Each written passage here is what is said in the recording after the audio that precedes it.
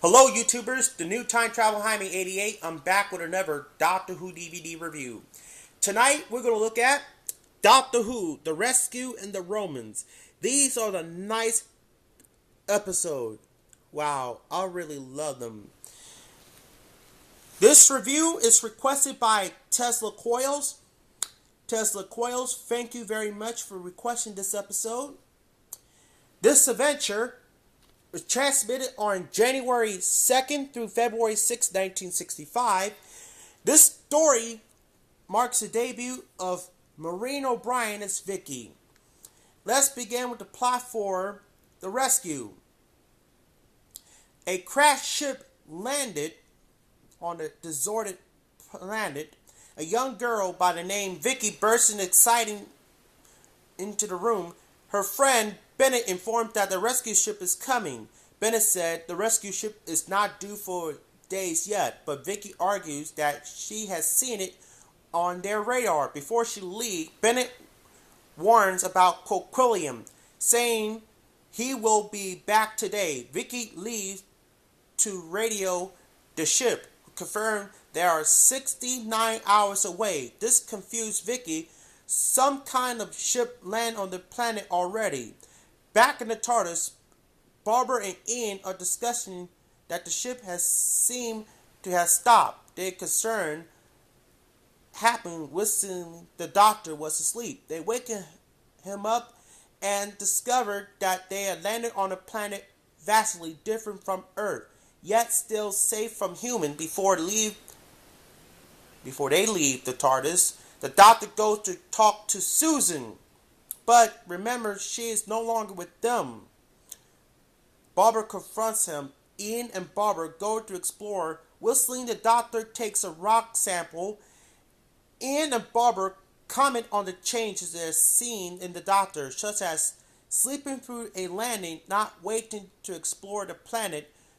Ian puts down it to aid, but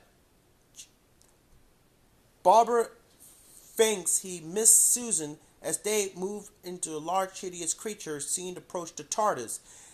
Ian and Barbara come to a cliff where they took down on a crashed rocket. They turn to tell the doctor they are met by the creature, who is very hostile. He demands the doctor to be sent for it. Ian goes to get him. While he is gone, the creature throws Barbara off the cliff and causes a cave in with the staff he carried. The cave traps the doctor and lands Ian in the cave.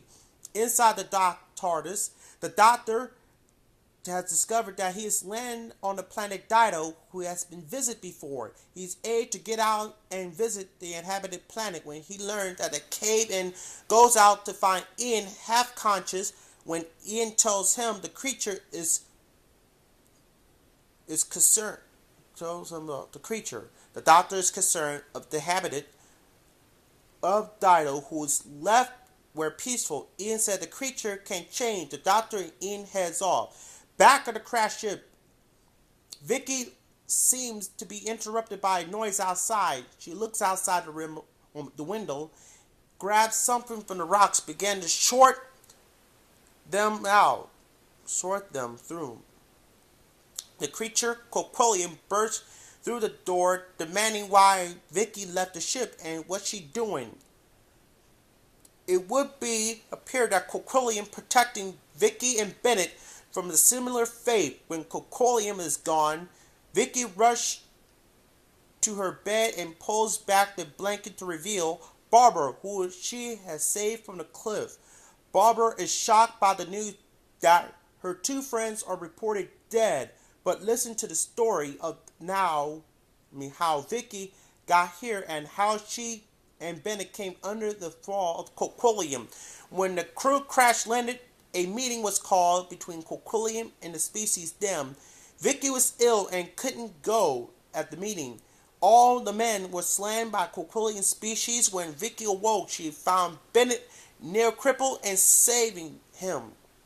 Even since Coquillium's been protecting them with a similar fate, Bennett is introduced to Barbara when Coquillium was left. Meanwhile, the doctor and Ian go through the networks of cave. The doctor speaks the species before letting them the war and the foreign represented. Ian skews the bars holding them before a razor-sharp point push him to the creature below. The Doctor and Ian figure out how to retreat the spikes and continue towards light. Bennett, after a meeting with Barber, fainted in an effort to rise from his bed. Barber shines the idea with Bennett and Vicky will use Barber as bait. It turned out to be Bennett who's responsible for killing the creatures. So after that, Bennett is arrested and charged with the crimes that he commit. After no one's there, Vicky joins the TARDIS crew and went to a next adventure. That leads into the clip with the Romans. The plot begins for the Romans that the TARDIS has landed somewhere, but unfortunately they're in troubleizing. When the TARDIS fall off the cliff and lands by the villa. They've been woken to see what's happened. But something is gone very, very wrong. Ian and Barber were kidnapped and become slave traders. The Doctor and Vicky has the way to save them. However, Barber began to sell them by the 10,000 others at auction for slave traders. Boy, this is no good for them. Now, this story was set during the era of the Roman empires. However, Ian's been confined to the gallery in the Mediterranean, but the craft soon runs through the seas and is broken up. He is washed up in the nearby shore and is found by another survivor of the gallows, Delius, who has saved his life and removed the last chain. They agreed to head for Rome to search for Barber would there reach. However, they are captured some centuries, taken to the arena to set to be trained as gladiators. The Doctor that Tavius has Centron murdered, and he is too expected to undertake some sort of action. Nero decided the Doctor must fulfill an obligation to and organize his banquet in his honor that he must pay the lyre. He also takes shine to Barber and starts pursue her in a romantic and literally much to the anger of Popelius, who has decided have her poisoned at the Popelius banquet. However, Vicky switched to poisoning Goblet without knowing that it was a intended victim. Barber had just left the banquet chamber when the Doctor arrived there, warning Nero his wine is poisoned. The Doctor soon put the performance a central stage and picks up his lyre with the warning that those with the most sensitive and prepared hearing will able to discern a suitable melody. He then creates absolutely no sound, but create a climax which no one wishes to make themselves to be felicitated, not appreciating the music. Nero is convinced, however, in the private fumes against the perception. He decides to penetrate the feed to the lions. However, Delius and Ian decide to fight their way out of the arena, and Ian was able to shout to watch Barber that he will be back to rescue her before he and Delius flee. The Emperor calls off his soldiers when it becomes clear that they cannot be caught. Planning to have them killed, he returned to rescue Barber and a crowd of soldiers. The Doctors, meanwhile, found an articulate plan for Nero's New Rome and deduced that since the year is 64 AD that the Emperor's plan to destroy the city, Tavius arrives and warns that the Doctor Emperor is planning to kill them too. By the time the Doctor and Vicky return to the villa, Ian and Barbara had spruced themselves up, and the doctor mistakenly assumed that they had not even left the villa, as all four leaves in the TARDIS but barely began to travel when the strange forces dragged them off to the unknown location. Wow. The Rescue, great two-part adventure, a welcome story for Vicky. The Romans, very good four-parter. It's very underrated.